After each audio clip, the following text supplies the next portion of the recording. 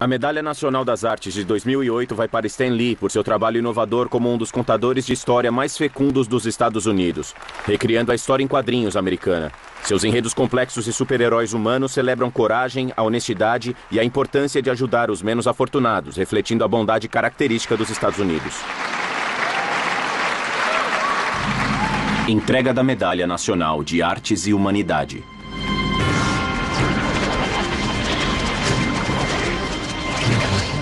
Stan Lee é colossal, assim como Walt Disney é gigante. Ele criou o Homem-Aranha, o Hulk, o Quarteto Fantástico, os X-Men e o Homem de Ferro. Esses personagens são maiores que a vida. O Stan Lee é um pioneiro no sentido mais verdadeiro. Sem ele, não haveria histórias em quadrinhos, nenhuma história da Marvel seria contada. Ele sempre se coloca nos quadrinhos. Ele se prende a todos os temas testados e aprovados, mas faz isso de um jeito que acho que ninguém mais fez. Stan foi, de fato, o primeiro escritor de histórias em quadrinhos que fez com que o ser humano por trás da máscara fosse mais importante que a própria máscara. O nome mais famoso na história dos quadrinhos americanos. Stan Lee. Stan Lee. Stan Lee. Stan Lee. O Stan Lee é muito quente. Ele já tem 86, mas eu pareço mais velho do que ele. O homem que mudou a cara das histórias em quadrinhos. Aquele é o Stan Lee e é ele. Eu disse, oh, meu Deus! Ele influenciou a vida de, milhões e milhões. Ele realmente transformou ele mesmo num grande ícone. Quando eu me encontrei com ele no set, eu vi todos se juntando ao redor dele e era como se o Mick Jagger estivesse lá. Nova York, Comic Con.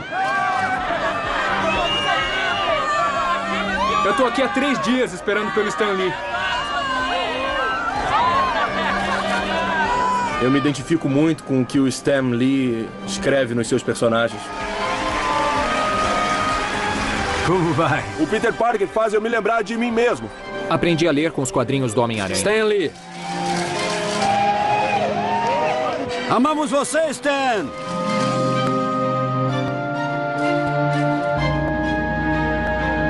Senhor Stan Lee, será que eu posso tirar uma foto com o senhor? Claro que pode. Fique à vontade. X-Men.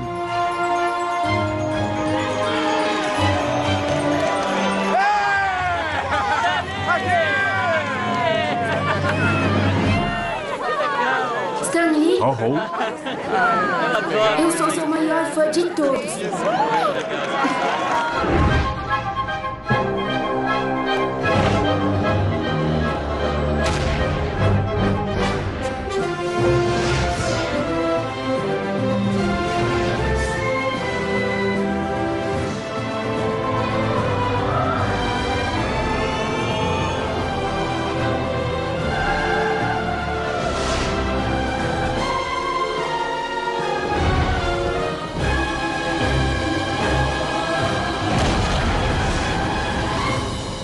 Stan Lee.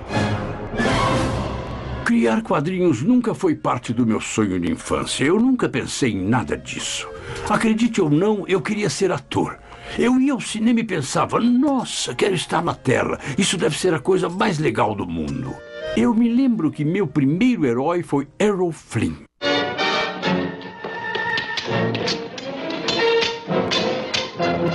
Eu estraguei seus planos? Minha educação foi nos dias de depressão. Terça-feira Negra, a queda da Bolsa de 29. Nós vivíamos no Bronx, na University Avenue. Nós morávamos num apartamento velho que, nossa, eu odiava. Meus pais dormiam num sofá na sala que virava uma cama de casal e eu dormia numa cama num quartinho. Ainda me lembro como era importante ter bastante dinheiro para um pedaço de pão e um pouco de leite. A grande preocupação dos meus pais, que eles repetiam o tempo todo, era: o que vamos fazer se não descolarmos juntos dinheiro o bastante para o aluguel desse mês? E assim a gente seguia. Meu pai estava muito preocupado em conseguir um emprego. O pobre cara estava quase sempre desempregado. É por isso que eu trabalhava. Mesmo quando estava na escola, eu sempre tinha empregos de meio período. Aos 16 anos, eu trabalhei na segunda maior indústria de calças do mundo. Depois tive um emprego como porteiro em Nova York, no Teatro Rivoli, na Times Square. Entrei nos quadrinhos por acidente. Quando eu soube que eles tinham uma vaga na Magazine Management, queriam que eu trabalhasse no departamento de quadrinhos. Um departamento e tanto, tinha 2 pessoas, Joe e Jack. E os 2 estavam de fato dirigindo a Timely Comics quando cheguei lá para trabalhar. Jack era o artista e escrevia alguma coisa também. Joe era o principal escritor, mas também o editor, então era mais com ele que eu lidava. Ele me mandava buscar sanduíches ou pedia para eu encher um tinteiro. Quer dizer, fiz muitas coisas jornalísticas com ele. Eu me lembro do primeiro dia que ele veio aqui, ele veio ao escritório. Ele tinha uma flautinha, se sentava num canto e tocava. Aquilo deixava Jack Kirby louco. Quando ele chegou no escritório, nunca achei que daria certo. Houve uma época em que eles precisaram de alguém para escrever as 2 páginas. Cada gibi tinha que ter 2 páginas de prosa para ser aceito nos privilégios de 2ª classe dos Correios. E nós achávamos que ninguém lia aquela coisa. Então comecei a colocar o Stan para escrever essas 2 páginas. E eu pensei, uau, meu primeiro trabalho. Então escrevi um que chamava, eu acho, Capitão América, a Vingança do Traidor. O Stan tratou o assunto com muito respeito e passou a ser um escritor profissional.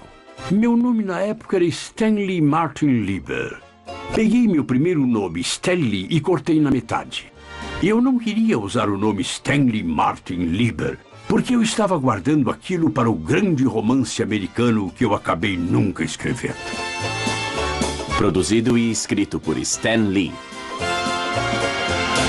Depois de cerca de 10 edições do Capitão América menos de um ano, Joe Simon e Jack Kirby de repente saíram da empresa e nós não tínhamos um editor. O Capitão América foi deixado na mão sem o seu redator e seu artista principal.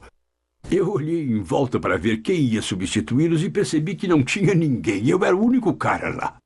Então o editor Martin Goodman disse, acha que consegue segurar o trabalho de editor, diretor de arte e roteirista-chefe até que eu ache uma pessoa de verdade?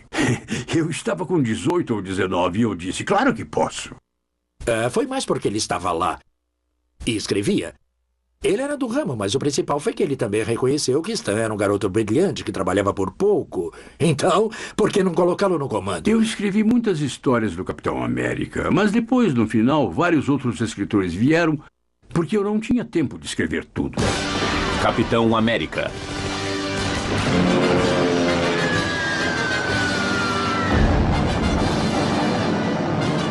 $1.500 mortos no Havaí. Estados Unidos declaram guerra. Os Estados Unidos entraram na guerra e os super-heróis foram para a guerra junto. Quem mais poderia ser o pior supervilão do que os nazistas? Simon e Kirby foram os 2 primeiros a fazer de fato Hitler como o pior vilão do mundo. Caso do Esquadrão do Mistério. Se olhar para quase toda a edição dos quadrinhos da Marvel, que na época era Timely Comics, você vai ver o Príncipe Submarino, o Tocha Humana ou o Capitão América lutando contra um vilão nazista ou japonês muito horroroso, terrível, diabólico. Os quadrinhos estavam vendendo. Estávamos vivendo nossa mitologia, nós estávamos vivendo nossa cultura. E estávamos vencendo a guerra através de nossos super-heróis. E os nossos verdadeiros heróis estavam no exterior.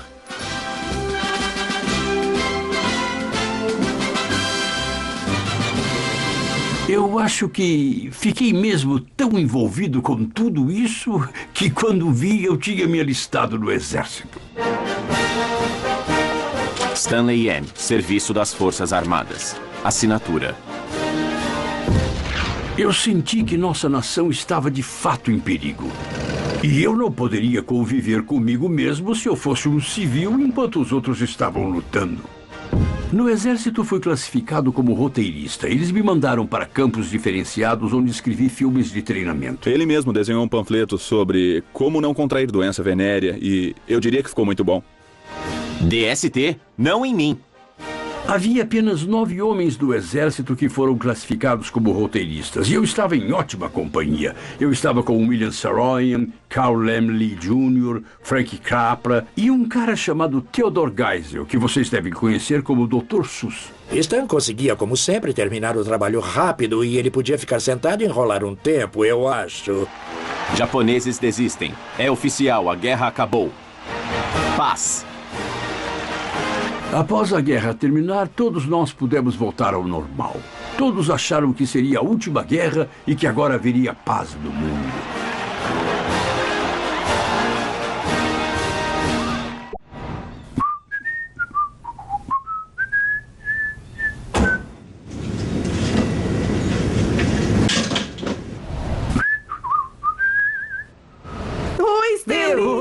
vai? Eu vou bem. Que bom vê-la. Você teve um bom dia? E você, como está?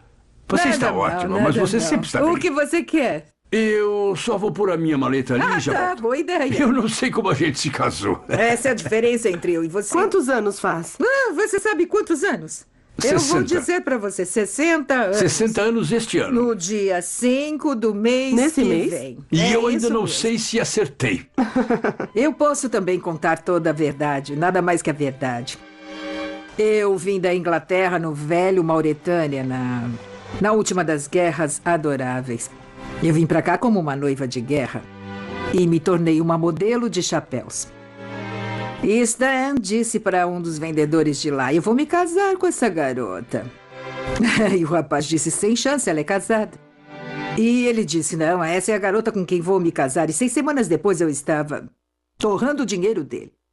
Não consigo Vem, dançar. levanta. Eu não sei dançar, não vou fazer isso, não vou. As pessoas pensam que eu sou maravilhoso, não vou passar por isso. Não, por favor, não faça isso comigo. Vai em frente, você é muito boa. Deviam tê-la visto há 60 anos.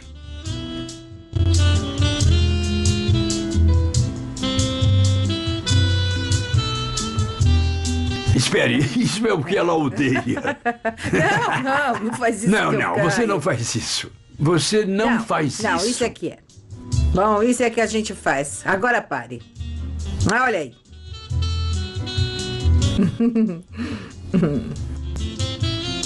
Moça do corpo dourado, do sol de Ipanema, o seu balançado é mais que um poema. Tudo aqui é mútuo. Eu a amo e ela ama que eu a ame. E ele se ama e eu amo ele se amando. É isso. É assim mesmo. É uma sorte que podemos nos mexer na nossa idade. Minha nossa. Após a Segunda Guerra Mundial, nós nos casamos e fomos morar em Long Island. Nós morávamos em um apartamento louco e incrível. Ele era na 96 com a Madison. Tínhamos essa pequena cobertura. E tínhamos também muitos amigos maravilhosos e loucos.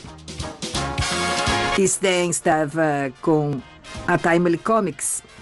E ele estava no Empire State Building. Eu me lembro de como era maravilhoso subir naquele elevador e ali estava o Stan com aqueles jovens fazendo esboços, rindo, conversando. Senhoras e senhores, bem-vindos à casa da Marvel Comics, o escritório dos loucos. Stan, eu sempre quis visitar o escritório dos loucos. Como é esse escritório? Bem, não tem muita gente normal. Era um escritório grande, pessoas entrando e saindo, alguns dos gigantes da indústria. E Stan tinha eles à sua disposição. Nós terminávamos uma revista completa todos os dias úteis. Quando eu descrevia o tipo de desenhos que eu queria, se alguém estava cheio de horror em alguma cena e o artista fazia assim, eu dizia, isso está bom, mas que tal... Que tal assim? Ele pulava no sofá, saía pulando e fazia a voz da tia May. Ele pulava em cima da mesa para atuar como ele queria que os heróis fizessem, e era um grande feito pular naquela mesa com tudo o que tinha em cima dela.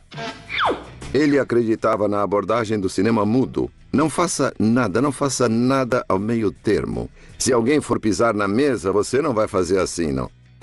Não, você faz bang, smash. Era assim que ele faria. Então ele animava tudo o que queria fazer e dizia, faça o Dr. Doom desse jeito. Ele saltava para frente, pulava no sofá. Tem histórias no passado que eu fazia com o Stan, que as pessoas no corredor viram. O Stan fazendo uns movimentos na porta. Uma vez ele estava fazendo o velho golpe de quadrinhos, onde alguém o estrangula. Ele estava se estrangulando, se puxando. E todo mundo foi correndo para lá, achando que alguém estava atacando o Stan no escritório. Mas ele era muito alegre. Sabe, é engraçado. Algumas pessoas em algum lugar achavam que eu escrevia e desenhava. Achavam que as tiras eram só minhas. Mas elas não teriam sido nada se não fosse pelos artistas com quem eu trabalhei. Eu só colocava as palavras nas bocas dos personagens. Eu podia ter a ideia original, mas depois disso, o trabalho era uma parceria. Stan permitiu que os artistas fossem eles mesmos e acho que isso foi fundamental. Se der uma olhada nos créditos dos quadrinhos em 1950, boa sorte, quase não há créditos. Você não saberá quem é o escritor, não saberá quem é o artista. Stan fez com que todo mundo tivesse um crédito e ele começou a criar personalidades para essas pessoas. De repente eu era o dócil John. O Sr. Gene Cullen. O alegre Joe.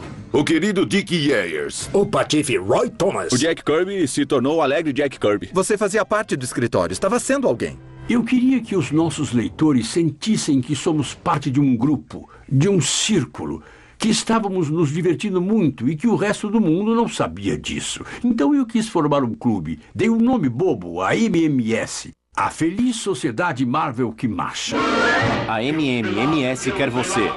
A Feliz Sociedade Marvel que marcha. Tudo bem aí na Terra de Marvel? Olhem pra frente, é o Stan Lee falando. Você nunca deve ter ouvido uma gravação assim, porque ninguém seria louco bastante para gravar com um monte de artistas meia boca. Então qualquer coisa é possível. Lee, quem o tornou um DJ? O alegre Jack Kirby. Diga algumas palavras para os fãs, Jackson. Algumas palavras. Olha, amigo, eu cuido do humor por aqui. Você está usando essas piadas há anos.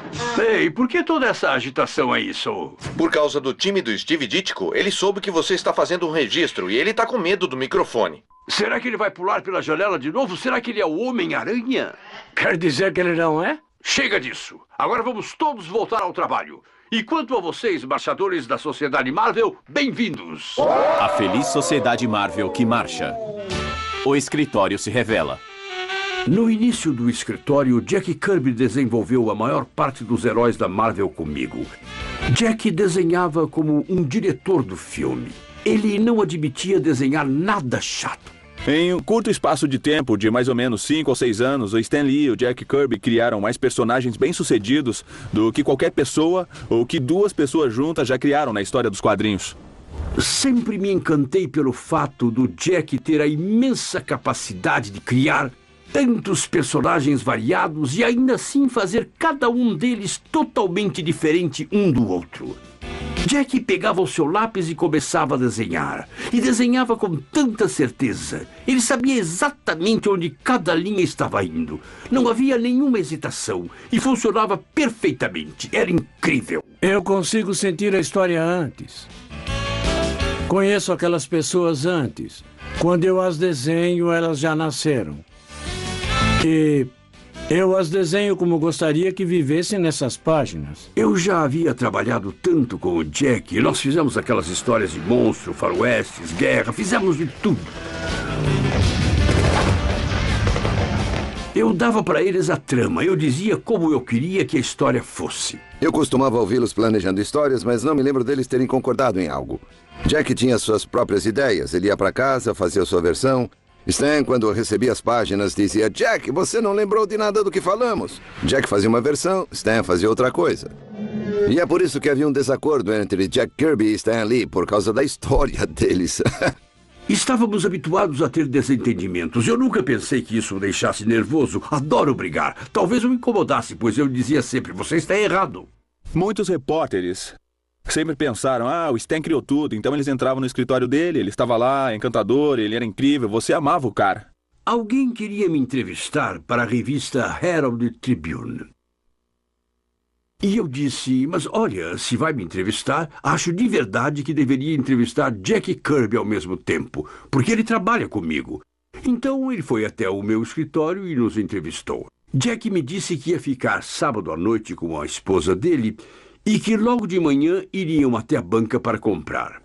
As 5 primeiras colunas foram todas sobre mim e como eu era maravilhoso. Na 6ª coluna, eles começaram a falar sobre o Jack de uma forma pouco lisonjeira. Recebi um telefonema da Rose, a esposa de Jack. Eu não tinha visto o artigo e pensei que ela estava me ligando para dizer como foi legal e como estavam animados. Só que ela estava em lágrimas e disse como isso pode ter acontecido. Foi a coisa mais horrível, foi mesmo. Jack foi embora e eu realmente suspeito que pode ter sido pelo simples fato dele ter se cansado de sempre estar escrito nos créditos por Stan Lee e Jack Kirby o tempo todo e pode ter desejado sua independência. Pelo que eu sei, não há controvérsia. Quero dizer, ele foi o maior parceiro que um cara pode ter.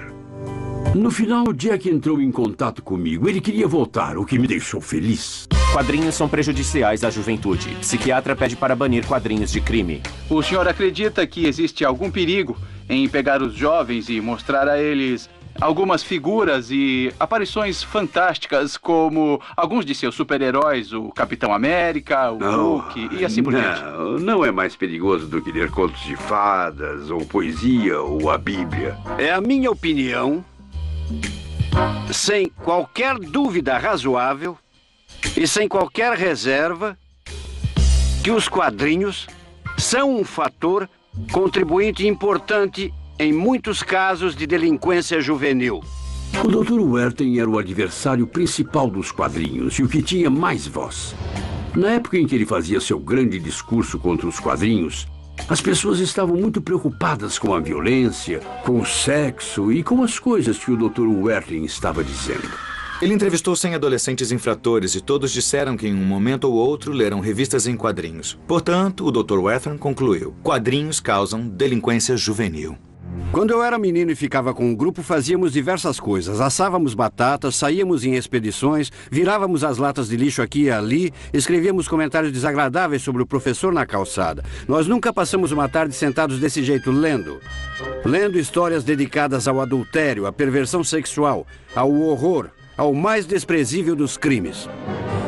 Os senadores foram impiedosos. Eles disseram: você está nisso pelo dinheiro. É claro que está pela grana e nós não. Sabe, será que vale o dinheiro se vai distorcer o aspecto da vida dos jovens? A Sedução dos Inocentes, por Frederick Werthen. Uma das minhas favoritas entre as acusações que o Dr. Werthen fez foi que os quadrinhos causam asma, porque as crianças se trancavam em casa para lê-los em vez de brincar ao ar livre. O fato dele ser um psiquiatra impressionou os pais e eles começaram a pensar: o que acontece nesses quadrinhos? O Dr. Werthen, de repente, deu aos pais uma resposta fácil. Não pense que você é um mau pai. São aqueles malditos quadrinhos que estão arruinando seus filhos. E as pessoas aproveitaram isso e entraram na onda. Os americanos estavam envergonhados com os quadrinhos. Eu e o Stan nunca dizíamos que trabalhávamos em quadrinhos. Eu dizia que era ilustrador e ele que era escritor. Nunca falávamos quadrinhos. Às vezes, algumas pessoas que não estavam muito familiarizadas vinham até mim e diziam: e o que você faz? Ah, cara, eu não queria admitir o que eu fazia, então eu dizia algo como: sou um escritor, e saía fora. Mas ele me seguia: o que é que você escreve? Eu dizia: histórias para crianças, e eu fugia de novo e ele me seguia. Que tipo de histórias? Em algum momento eu tinha que dizer quadrinhos. Nessa hora ele se virava e fugia, ia embora. Produtores de quadrinhos recebem aviso do governo. As editoras se uniram e contrataram uma psiquiatra, acho que o nome dela era Trulock, senhora Trulock, para chefiar uma organização chamada Associação Americana das Revistas em Quadrinhos. E eles seriam um grupo de autocensura. E eles garantiriam que não haveria nada que fosse proibido para crianças. Nada muito sexy, nada muito violento, etc. Você não podia vender um quadrinho se não tivesse um selo nele aprovado pelo Código dos Quadrinhos. A imposição do Código dos Quadrinhos criou uma abrandagem. Ele sufocou a criatividade. E os extremos que foram criados no Código, se olharmos para eles hoje, são de dar risada.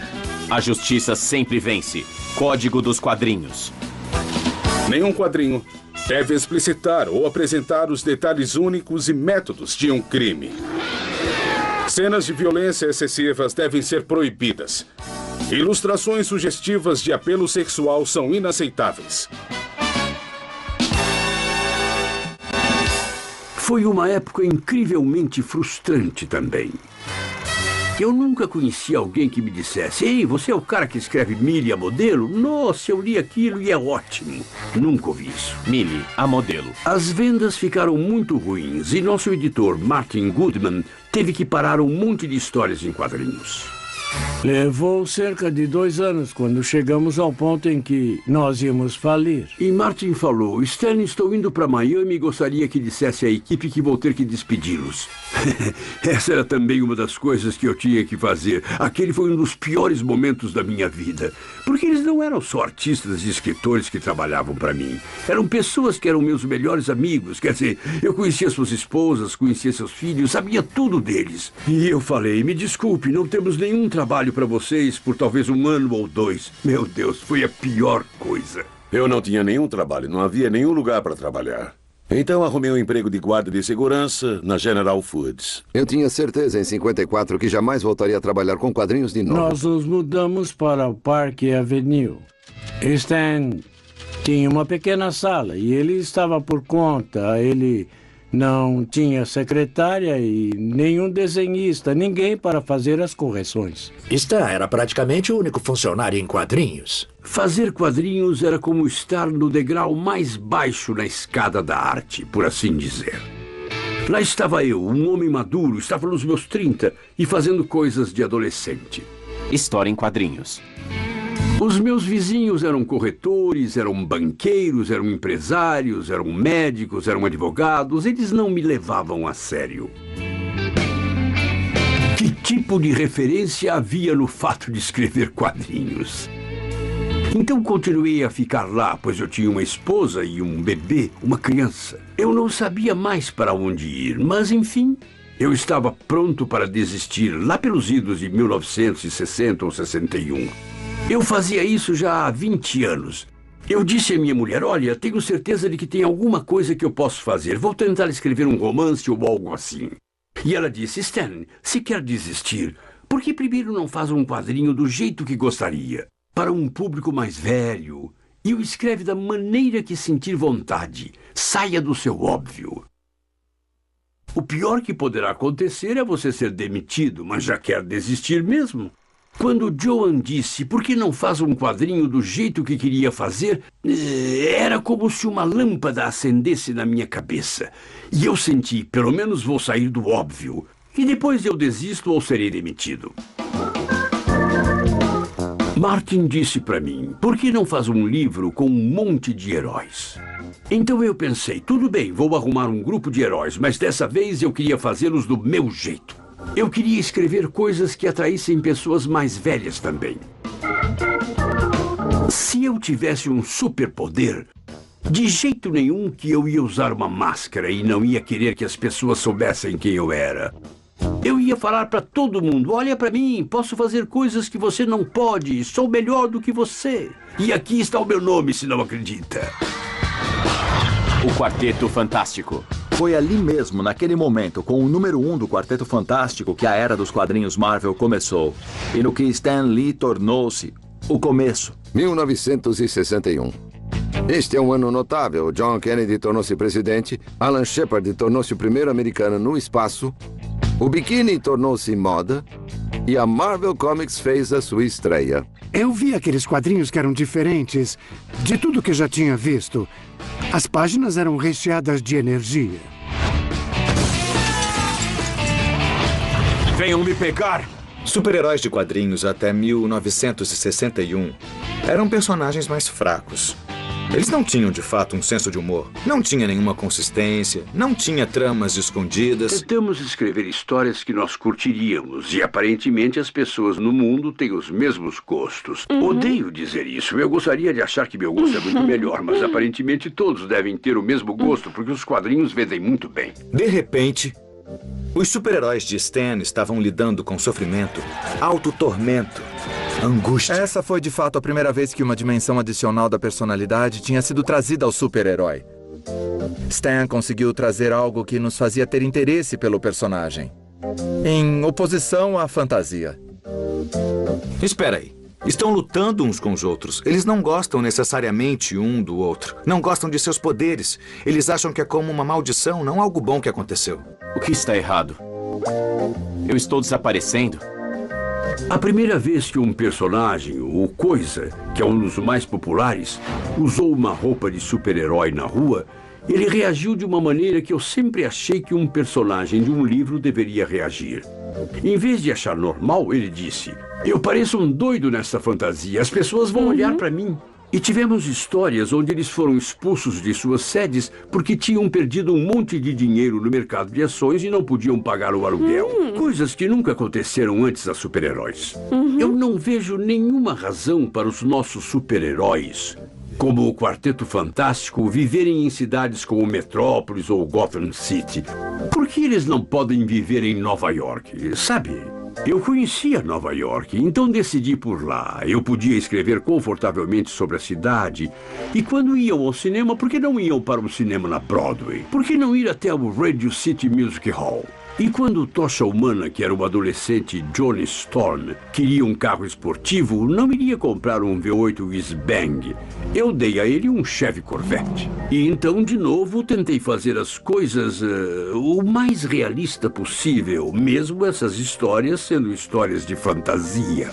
As coisas explodiram na Marvel, tanto quando ele estava fazendo isso no início dos anos 60, quanto no final de 1960. O distribuidor, que era a DC, basicamente disse à Marvel: vocês estão vendendo tão bem que estamos fazendo mais dinheiro com vocês do que com nossa editora. Nós vendemos cerca de 60 milhões de cópias de revistas por ano. Acho que isso dá 5 milhões por mês. Quando passamos para a DC, eu quase caí duro. A DC era o Cadillac da indústria. Eu não podia acreditar. Em 1961, com os quadrinhos do Quarteto Fantástico, aquilo cresceu exponencialmente. Foi absolutamente um milagre. Eu diria que dos anos 60 aos 70 foi quando eu curti o negócio dos quadrinhos mais do que já tinha curtido. 61? Foi o Quarteto Fantástico. Em 62 foi o Hulk. E o Homem-Formiga? Thor. O Homem-Aranha. Em 63 teve... O Sargento Fúria. Homem de Ferro. O Homem Gigante. Doutor Estranho e... Os X-Men. Os Vingadores. Em 64. Em 65. Nick Fury. Em 66. O Surfista Prateado. Foi como se estivéssemos num rolo e nada pudesse nos parar. A radicalização dos super-heróis, loucos por quadrinhos. Quadrinhos mais que um negócio divertido. O homem por trás do Homem-Aranha na Marvel Comics. O que deixa Stan feliz, paz e sossego. E o computador dele.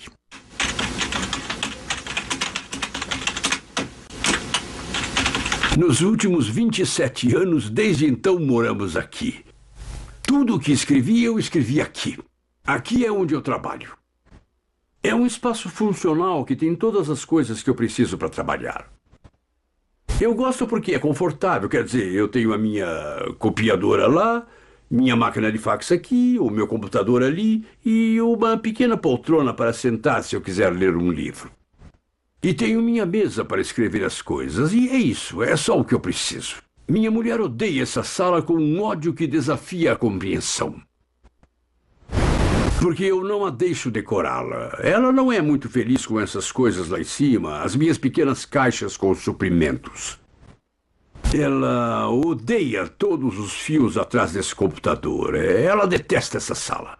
Nós temos boas brigas.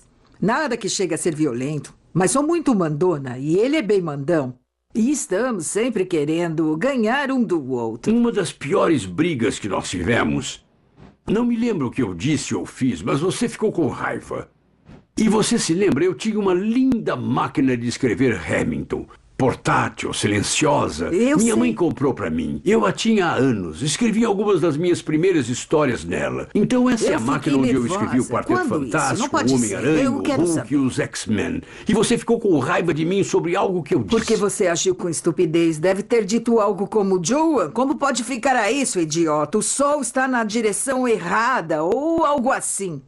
Por que isso a deixou nervosa? Eu não tenho ideia. De qualquer maneira, não importa o que eu disse, ela levantou aquela máquina de escrever assim. Meu coração estava na boca e eu fiquei pensando: ah, não, ela não vai, ela não faria, ela não vai. E ela jogou no chão. E a máquina se espatifou em milhões de pedaços. Kennedy ordena bloqueio de Cuba, pois os comunistas constroem bases nucleares. Os anos 60 foram a era atômica e as pessoas começaram a construir abrigos nucleares em seus quintais. Eu me lembro que morávamos em Long Island na época e havia 1 ou 2 vizinhos nossos que formaram equipes de construção e fizeram esses abrigos de cimento reforçado, portas pesadas que fechavam o abrigo e os abasteceram com água e com todo tipo de enlatado. E iriam ficar ali se alguma bomba atômica ou míssil fosse lançado. As pessoas estavam mesmo com medo de serem mortas, queimadas vivas, ficarem desfiguradas, e todos estavam envolvidos na ciência e na fissão nuclear. Então, quando eu criei o Hulk, eu queria dar-lhe uma base científica.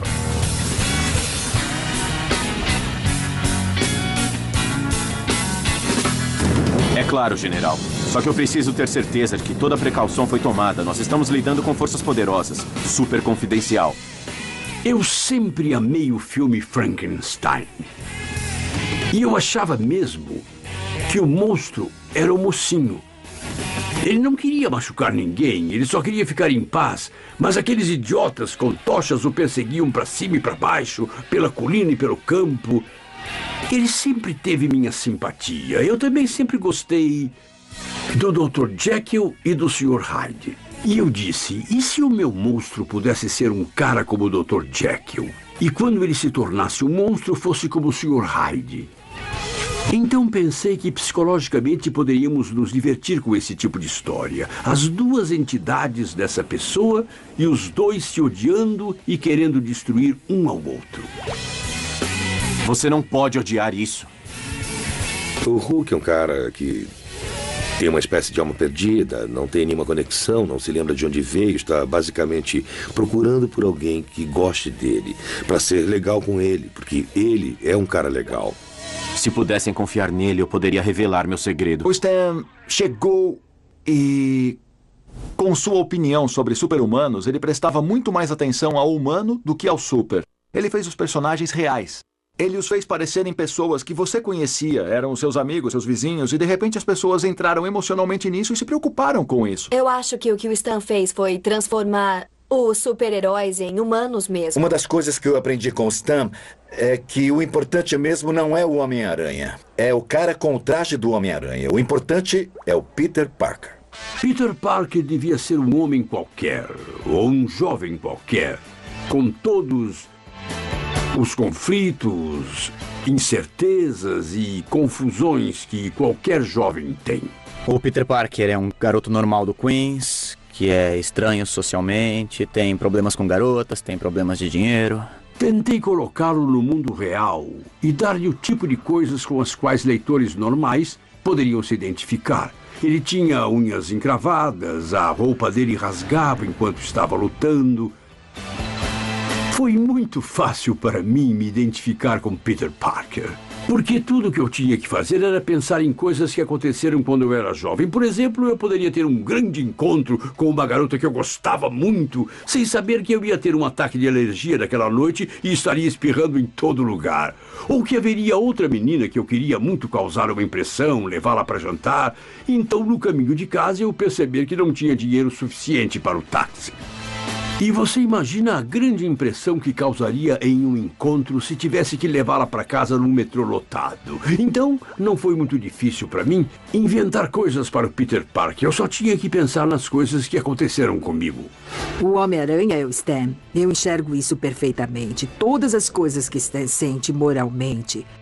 A frase do tio Ben. Tudo isso é a atitude do Stan. É parte da sua humanidade. Sempre senti pena dos super-heróis. Por que alguém passaria a vida inteira lutando contra bandidos? Por que não basta casar, ter filhos e levar uma vida normal? Então eu queria dar ao Homem-Aranha um motivo real, uma razão verdadeira para o leitor entender que ele sempre carregava esse sentimento de culpa. E essa foi a razão. Com grande poder vem uma grande responsabilidade. Com grande poder vem uma grande responsabilidade. É um grande conto de moralidade. Peter Parker não aparece como um bom rapaz. Ele era egoísta. Ele pensou, sabe, eu tenho esses poderes, quer saber? Eu vou ganhar uma grana, vou lucrar em cima disso. E cometeu um erro. De uma forma muito kármica, ele deixa passar alguém que devia ter prendido. E essa pessoa acaba matando seu tio Ben. Isso foi uma verdadeira lição. Más notícias, filho. Seu tio foi assassinado com um tiro. Meu pai sempre me dizia, Stan, o mais importante é fazer a coisa certa. E eu costumava escrever, se tratar as pessoas do modo como quer ser tratado, não poderá haver nada de ruim no mundo.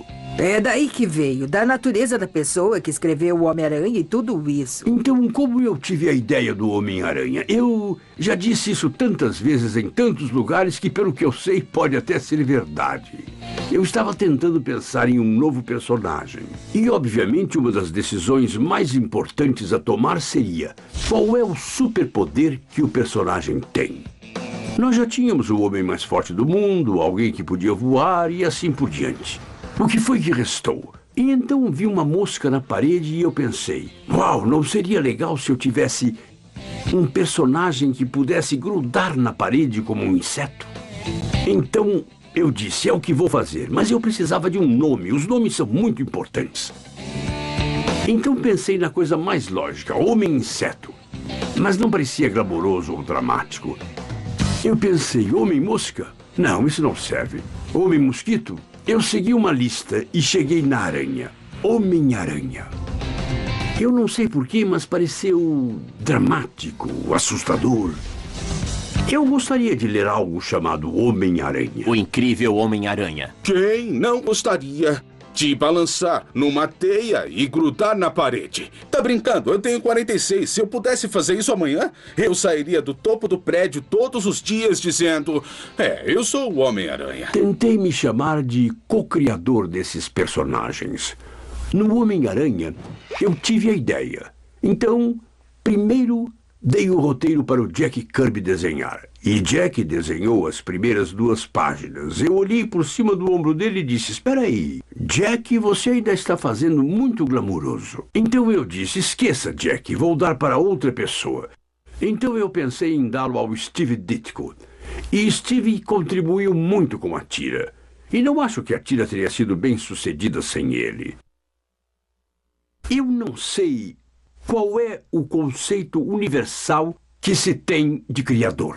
Steve definitivamente achou que era o co-criador do Homem-Aranha. E depois que ele me falou, percebi que significava muito para ele e estava tudo bem para mim. Então eu disse, tá bem, vou dizer a todos que você é o co-criador. Isso não o satisfez, então lhe mandei uma carta e declarei por escrito. Para quem possa interessar, isso é para declarar que considero Steve Ditko como o co-criador do Homem-Aranha junto comigo, ou algo assim. Eu mandei para ele e disse, pode mostrar isso para quem quiser. Steve, na verdade, ainda vive em Manhattan, Nova York, e quando fui para lá há alguns anos, nos encontramos e discutimos sobre fazer uma tira de novo algum dia. Talvez a gente ainda crie algo e surpreenda o público. Eu adoraria isso. Quando é o dia dos namorados? 14 de fevereiro. Daqui a 12 dias. Por que ninguém nunca diz o que a sua esposa deu pra você no dia dos namorados? Por que ninguém nunca Bom, disse? ela deve estar fazendo compras, tentando entender isso. Isso é um grande problema. Ele é o homem mais romântico do mundo. Feliz aniversário pra Bella Joan. Eu queria dar-lhe o mundo. Mas não estava à venda. Não sei escolher perfume porque sou um homem. Não posso tentar comprar joias. Minhas escolhas seriam um desperdício. Eu sou um burro sobre roupas e você tem muitas. Então, tudo que posso fazer e tudo que posso dar é meu amor. Feliz aniversário, Bella Johnny. Desculpe, não posso continuar. Eu adoro você, a minha esposa. Minha esposa é de verdade a melhor pessoa do mundo. Ela tem muito mais talento do que eu. Ela canta, dança, foi atriz, modelo. Sabe, é uma história engraçada. Quando eu casei com ela, ela estava atuando, cantando e tinha uma grande carreira pela frente. Mas naqueles dias os caras eram muito machos. E eu disse para ela quando nos casamos, se é minha esposa, não vai trabalhar. E ela disse, tudo bem. E foi a coisa mais estúpida que eu já fiz. Ela poderia ter me sustentado todos esses anos. O Stan tem uma história que ele conta. Se quiser ser bem-sucedido e próspero, faça dívidas. E o jeito de fazer isso é se casando com uma mulher que gasta muito. E ele disse que a Joan Lee é responsável por metade da produção dele, porque se ela não entrasse em tanta dívida, ele não teria tanta motivação para produzir a sua obra. Então as dívidas do Stan Lee o tornaram o homem mais rico do mundo. E a Joan é responsável por isso. Minha filha não é sensata e prudente, e eu também não. Nós gastamos o dinheiro dele alegremente. Como é ter um pai que é o rei dos quadrinhos?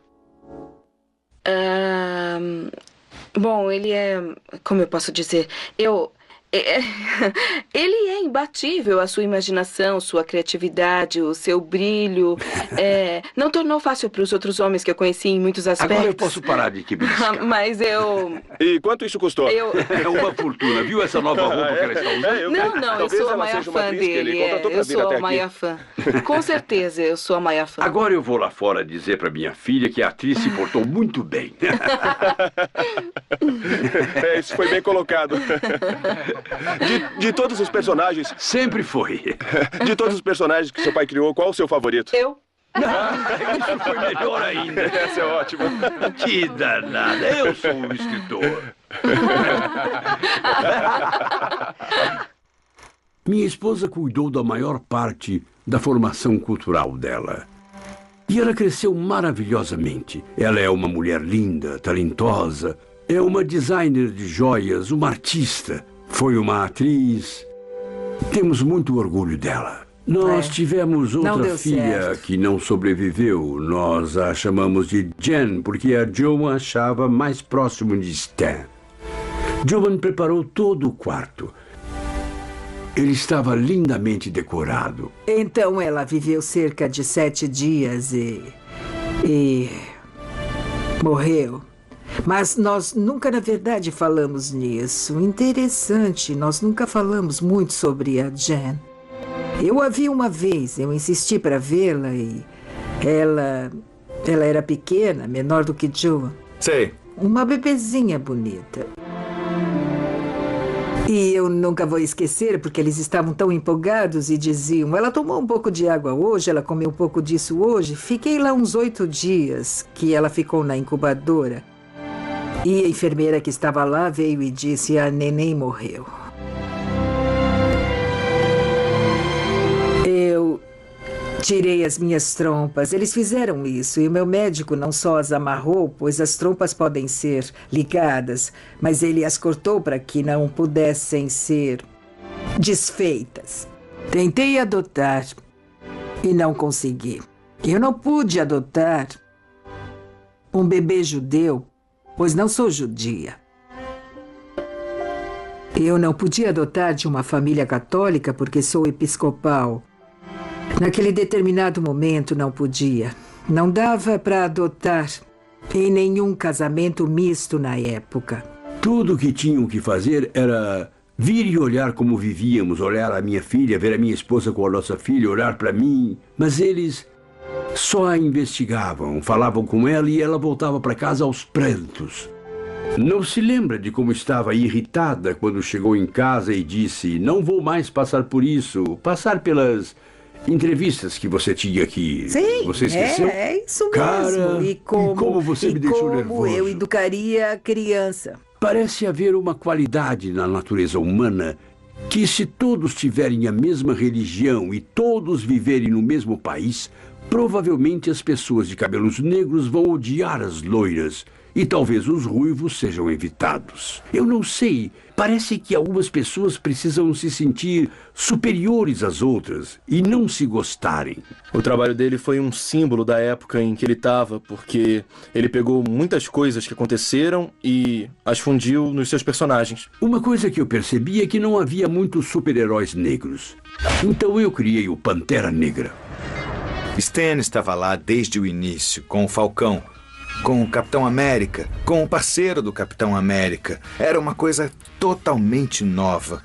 São coisas incríveis, temas surpreendentes para lidar em histórias em quadrinhos. Nos X-Men, eu acho que a minha intenção foi mostrar que o mundo nunca tolera totalmente pessoas que são diferentes. Então, aqui ninguém poderia ter sido mais diferente do que esses 5 ou 6 mutantes que eu criei.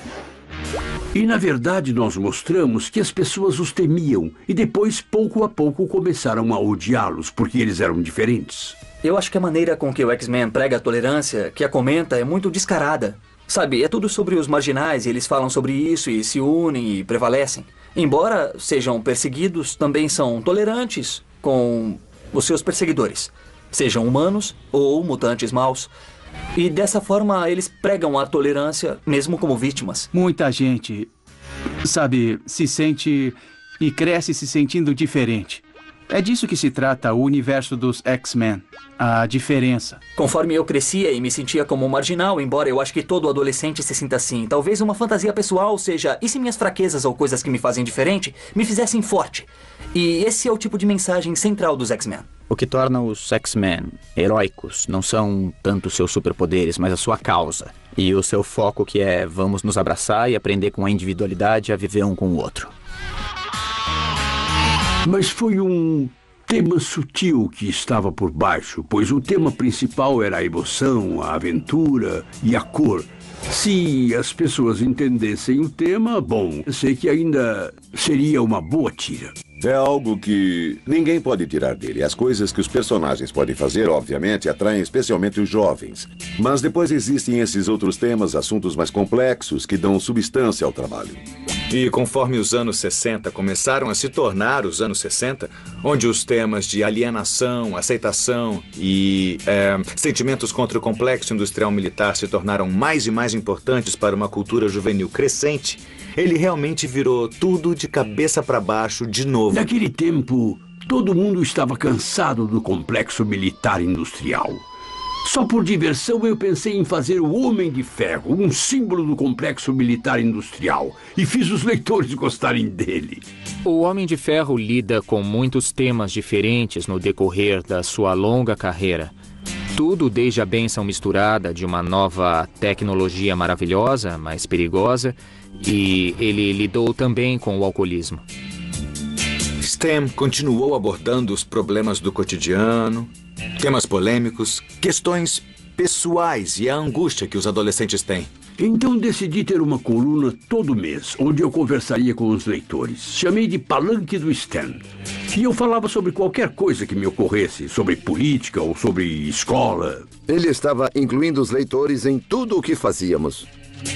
Ao longo dos últimos anos, a Marvel Comics se tornou o material de leitura mais popular em praticamente todos os campos das faculdades dos Estados Unidos hoje. Senhoras e senhores, no próximo segmento da transmissão, vamos falar sobre histórias em quadrinhos, eu acho. Há anos percebemos quanta influência os quadrinhos da Marvel realmente têm sobre as pessoas. Nossos leitores vão desde os 6 anos de idade até, como mencionei, a faculdade e além dela. Eu diria que esse é o meu principal objetivo.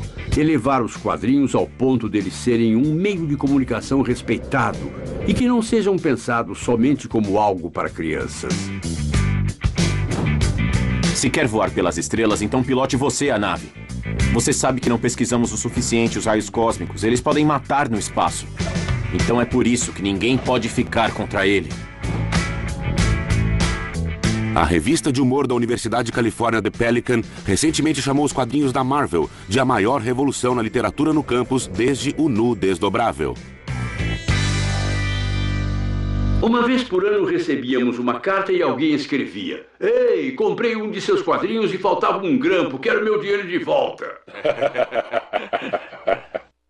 Eu corria pelo escritório com essa carta na mão. "Recebemos uma carta de um fã."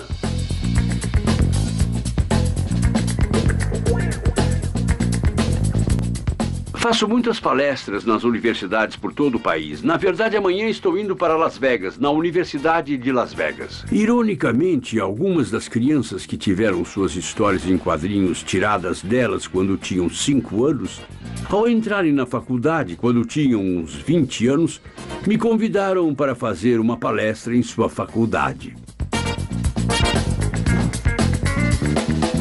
Eu tenho uma pergunta para você. E eu uma resposta para você. Como você cria seus personagens? De onde vêm as ideias? Eu queria saber quanto tempo você trabalhou nisso. Bom, acho que nós trabalhamos, pode-se dizer, 3 meses nisso. Você teve alguma edição rejeitada pelo Código dos Quadrinhos? Ah, sim, algumas vezes. Geralmente por razões sem sentido. Stan Lee, Marvel. Universidade de Yale. Senhor Homem-Aranha na Universidade Columbus. Stan Lee, domingo 24 de novembro. Stan Lee. Olá, amantes da cultura. Eu ia falar por talvez uns 20 minutos ou o tempo que era, mas então, a coisa que eu mais gostava era a hora das perguntas e respostas, que eu fazia não para aumentar o conhecimento deles, mas para aumentar o meu. Sempre que eu saía de uma dessas palestras, eu sabia mais o que interessava aos nossos fãs do que antes de ter começado a palestra. E eu tentava levar esse conhecimento para o escritório comigo e usá-lo. Pouco a pouco eu descobri que os universitários faziam mais perguntas sobre o surfista prateado do que qualquer um dos nossos outros personagens. E eles diziam: Stan, você estava interessado em fazer um personagem que encarna a filosofia judaico-cristã e blá blá blá blá blá blá, coisas que eu nem tinha pensado. Ele pegou esse personagem e alterou para uma espécie de rapaz hippie que voa em uma prancha de surf, que fica constantemente pensando sobre a desumanidade do homem com o homem e falando de como o amor conquista tudo e tal. E esse tipo de coisa tocou muitos jovens e acho que eles acolheram os personagens como o surfista prateado. Crescimento hippie ligado ao novo humanismo. Chega, você não pode machucar os humanos. Hippies podem melhorar o jeito americano de viver.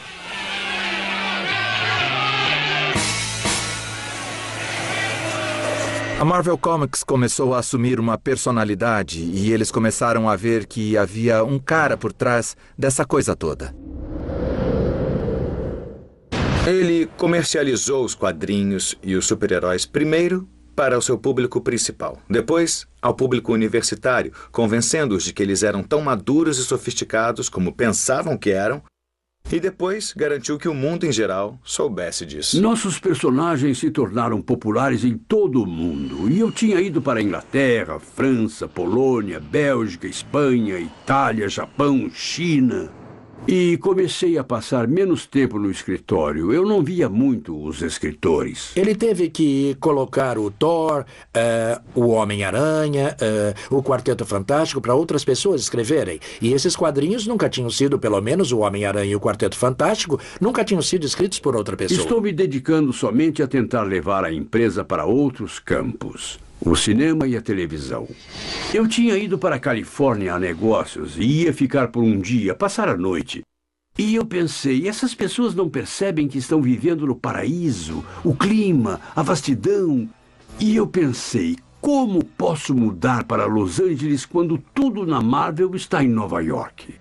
Então eu disse ao pessoal da diretoria, sabe, por que não montamos o nosso próprio estúdio em Los Angeles? E eu mesmo faço o supremo sacrifício. Eu mesmo vou enxotar a minha família e nos mudaremos para lá, para garantir que tudo dê certo. É o mínimo que posso fazer para a empresa. Bom, eu acho que todos choraram na sala. Você faria isso por nós, Stan?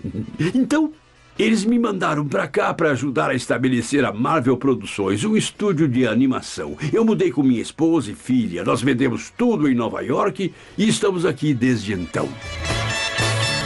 Hollywood. Acordo entre Marvel e NBC. Editor da Marvel ainda faz grandes planos. O Vingador de capa mira as telas. Editor da Marvel se concentra em TV e cinema.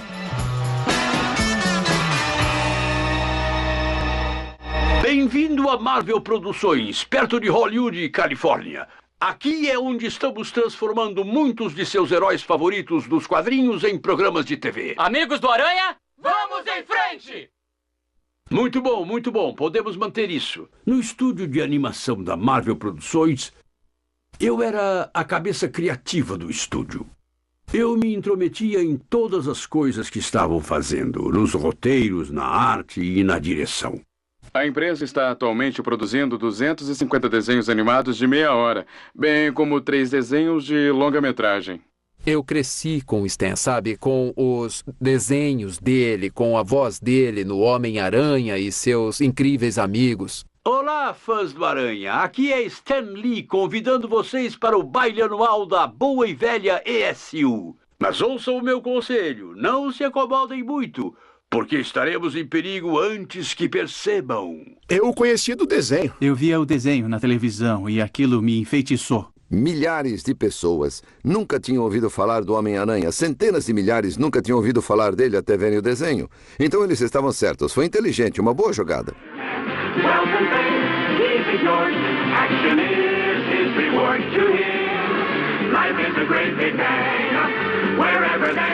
Seu vizinho amigável, o Homem-Aranha. Minha primeira parada será o estúdio mais próximo de TV.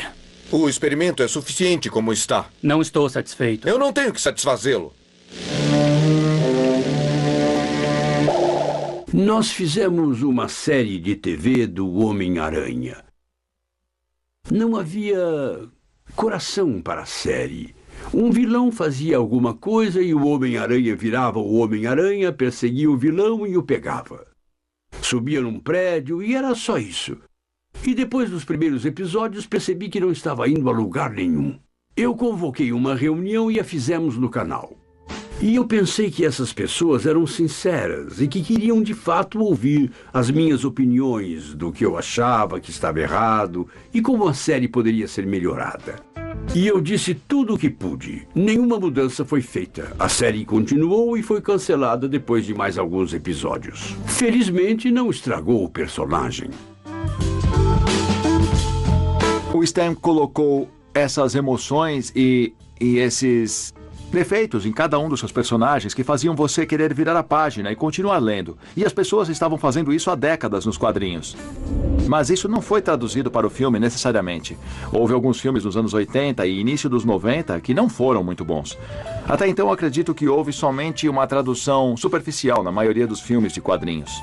É difícil explicar a frustração, sabe? Nós tínhamos esses grandes personagens, sabíamos como deviam ser retratados, havia pessoas que queriam fazê-los, mas nada de fato bem-sucedido. E os fãs não tinham nenhuma esperança que a Marvel ia fazer algum filme bom. Vamos detonar! Valeu!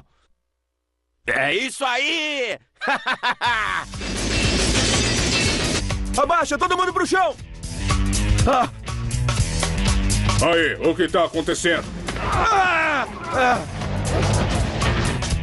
Assustei você? Isso foi interessante. Eu nunca fiz isso antes. Depois de anos de processos e disputas de propriedade, a Marvel Comics e a Sony resolveram suas diferenças, finalmente permitindo que o Homem-Aranha fosse comercializado como um grande fracasso cinematográfico. Agora, o único desafio do filme é encontrar um ator digno de usar um traje super apertado e que por acaso também tenha nascido sem os órgãos genitais. Finalmente, um dia, um sujeito chamado Avi Arad veio ao nosso estúdio. E Avi compreendeu os nossos personagens. Eu me lembro do meu primeiro encontro com Stan no Bel Air Hotel. E ele me disse, todos disseram que vão deixar os filmes fora disso. E ele tinha perdido a fé de que essa coisa poderia ir ao próximo nível. Houve falsos começos. Fazer um filme é complicado, bem caro. O que funcionou para nós é que há uma nova geração inteira de cineastas que realmente se ligaram em entrar nos negócios dos quadrinhos. Soube que vai virar ator, hein? Não. Eu soube que você estava aqui e eu disse, eu não ligo, eu tenho que falar um oi para ele, eu amo ele. Eu te amo, você é como um santo, você é como um pai para mim. Sam Raimi e esse cara fizeram o Homem-Aranha. Não poderia ter sido o que foi sem esse cara aqui. Obrigado. Tobey Maguire. Eu não tinha nenhuma dúvida de que esses quadrinhos se tornariam o entretenimento mais poderoso e empolgante que o mundo tem a oferecer nos dias de hoje. Quando a tecnologia chegou a tal nível que poderia ser possível retratar esse universo de uma forma que ia funcionar com o público. Um dos filmes que todo mundo está ansioso para ver este verão é o X-Men. Vai ser nesse esquema? X-Men é basicamente uma história em quadrinhos na tela? É o primeiro personagem da Marvel que terá um filme de grande orçamento, um grande filme. Uma reunião foi marcada com o pessoal da Marvel e o Stan Lee apareceu na reunião. Ele estava tão entusiasmado. Então eu pensei, bom, eu vou descobrir como honrar aquilo que ele criou com tanto entusiasmo. Tudo o que diziam sobre o primeiro X-Men foi negativo. E você lia nos discursos, é um filme da Marvel, dá pra saber que vai falhar. Até que saiu o filme e a opinião das pessoas também não mudou e lançou a era dos filmes da Marvel que estamos agora. Em boas mãos com os mutantes. Depois de 30 anos de batalha, os X-Men dominam a América.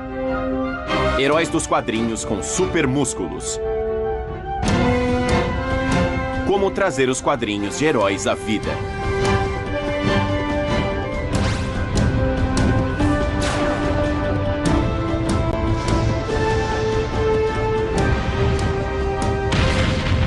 O truque para esses filmes é a gente conseguir pegar a essência dos quadrinhos. É irônico que se levou tanto tempo para perceber que é na jornada emocional desses personagens que se deve começar a ser fiel a eles. Se você dissesse quando a gente era criança que as coisas de nerd seriam, tipo, os maiores sucessos comerciais, eu nunca ia acreditar nisso. Quando eles perceberam, meu Deus, isso é drama, isso é comédia, isso é aquilo, tudo se tornou um fenômeno tão grande que todo mundo se envolveu. A decisão de Stan Lee de ir a Hollywood valeu a pena. O Homem-Aranha, o herói de ação. Jogando sua teia por 3.600 telas de cinema. O dono da bilheteria. Foi o filme mais rentável desse ano. É maior do que a própria vida quando você vai para um cinema e pode ver todos os efeitos especiais e tudo aquilo. É difícil descrever a sensação de ver personagens que eu pus a mão na criação ali na tela grande e principalmente lá em cima e parecendo tão bons. O Quarteto Fantástico e o Surfista Prateado estreia essa semana. O primeiro filme do Quarteto Fantástico arrecadou mais de 300 milhões de dólares. Quarteto Fantástico 2. Todas as coisas que o Stan criou para esses personagens estão nos filmes. Estamos aqui, estamos aqui. Obrigada. Um depoimento. Eu criei eles. Uma foto aqui, por favor. Eu estou tão... Pelo amor de Deus, como vai, John? Deus o abençoe. Quem tem uma Deus o câmera? Quem tem uma abençoe. câmera? Minha avó tinha uma loja de doces e eu esperava os quadrinhos que vinham toda semana. Eu os abria, sabe? Eu não os colocava nas legal prateleiras. que você Eu queria gostava. ler todos. Eu era o Tomara primeiro que cara a tenham sido os da lê-los e Marvel. eram os seus. Você fica vendo todos os seus personagens ganhando vida desse jeito e você é como uma criança por dentro, pulando de alegria. Olha, já tá pulando. Não, eu sou um cara velho querendo saber se vai ser bem sucedido e quantas mais dessas coisas poderei fazer e falar sei. com caras como você, pois essa é a diversão, sabe? É, bom, na esse verdade... é o pagamento. Desculpa, sou muito grande pra você. Você é um maldito, isso sim. Coma seu coração, Ed Norton. Sabe, é engraçado, é uma situação engraçada. Você faz todo o trabalho e eu ganho tanto crédito por isso, mas eu não teria nenhuma outra maneira. Aqui, sabe disso. Eu sei que escrevo pra você o tempo todo para te dizer isso. Eu não estou sendo presunçoso, estou? Não. Obrigada. De jeito nenhum. Eu soube que você tem um papel maior do que o meu. Tudo o que eu digo é uau. Nossa. Eu sempre quis ser ator e conseguir uma pequena participação num filme. Qualquer filme, mas especialmente num filme bom. É realmente uma emoção. Bom retorno a Baxter, Dr. Richards. Sai daí! A segurança precisa ser bem reforçada. Por favor, o convite, senhor. Eu deveria estar nessa lista. Tá com tudo em ref. Sabe, acho que uma pessoa só pode fazer a diferença. Já disse muito.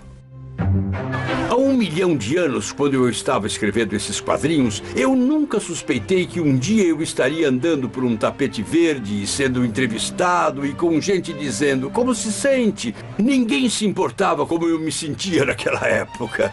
A Marvel está se preparando para fazer muito mais. O Capitão América, o Thor, o Shield, teremos o Homem-Formiga. Acredita, até o Homem-Formiga. Você criou tantos personagens como o Jack Kirby. O que ele pensaria de tudo isso? Ele ficaria emocionado, ele ficaria encantado. Eu sinto muito que ele não esteja aqui para ver tudo. Jack foi uma das pessoas mais talentosas e legais que eu já conheci. Quando Jack Kirby morreu, foi quase inacreditável, porque sempre houve um Jack Kirby e ele sempre foi o rei dos quadrinhos, até onde todo mundo sabia. E eu não podia imaginar não tê-lo por perto, não tê-lo desenhando. Ele era certamente um dos melhores artistas do ramo, se não o melhor. O Sr. Kirby, que criou ou ajudou a criar quadrinhos clássicos como personagens de livros, o Hulk, Capitão América, Thor e muitos outros. Não havia nada que o Jack não tenha feito, não tenha conseguido.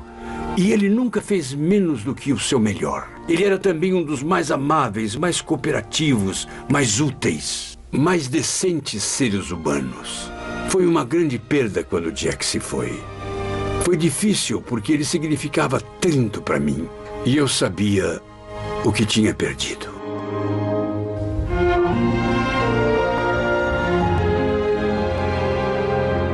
Os Os negócios da mídia. Marvel entra com uma ação em colapso financeiro. E a Marvel foi à falência. É difícil de acreditar porque ela está tão bem agora, porém coisas aconteceram. A Marvel ficou financeiramente falida. Mas os personagens, as propriedades intelectuais não tinham falido. A certa altura da falência, um dos chefes atuais da empresa disse a um grupo de banqueiros: o Homem-Aranha por si só vale $1 bilhão. E o meu contrato estava inválido, como todos os outros, e eu não queria parar de trabalhar. Então formamos uma empresa juntos e quiseram chamá-la de Stan Lee Media, que eu achei muito lisonjeiro. A Stan Lee Media foi formada durante a bolha da internet, que foi uma loucura, em torno de 1999. Comecei nos quadrinhos quando eles ainda estavam nascendo. Agora tenho a chance de entrar na internet quando ela ainda está no começo. E é um campo muito maior e mais poderoso que os quadrinhos foram. Esses são os primeiros dias do que estamos fazendo e do que todos fazem na internet. E faremos coisas mais e mais interativas. E isso é algo que não dá para ser feito na televisão. E estamos só começando. Acho que tomaremos conta do mundo, não acham? Stan é um cara de ideias. Ele é um gênio criativo. Palanque online do Stan Lee.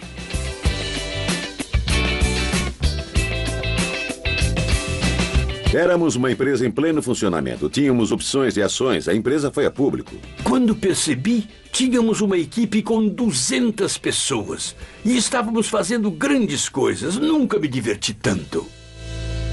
A Stan Lee Media passou uma fase ruim no ano de 2000, quando diversos executivos da empresa foram indiciados por fraudes no mercado de ações. Pegos pela malha fina, 4 sendo acusados no caso de fraude da Stan Lee Media. Federais investigam as finanças da Stan Lee Media. Advogado extraditado do Brasil volta aos Estados Unidos por acusações de fraudes. Peter Paul, réu. Em 98, eu e Stan Lee cofundamos a Stan Lee Media, como uma empresa de entretenimento e de marketing global baseada na internet. Após isso, eu e os outros enganamos o público investidor com relação ao meu controle de ações e a demanda do valor de mercado das ações comuns da Stan Lee Media. Stan é o criador consumado. Ele não tem nada a ver com o negócio financeiro. É possível que tenham se aproveitado. Foi uma terrível bomba para mim, especialmente porque as pessoas tinham investido na empresa e ela tinha o meu nome. Foi de cortar o coração. As pessoas começaram a ir embora, então foi muito difícil. Todos estavam tristes, então a gente não queria ir, a gente queria continuar trabalhando.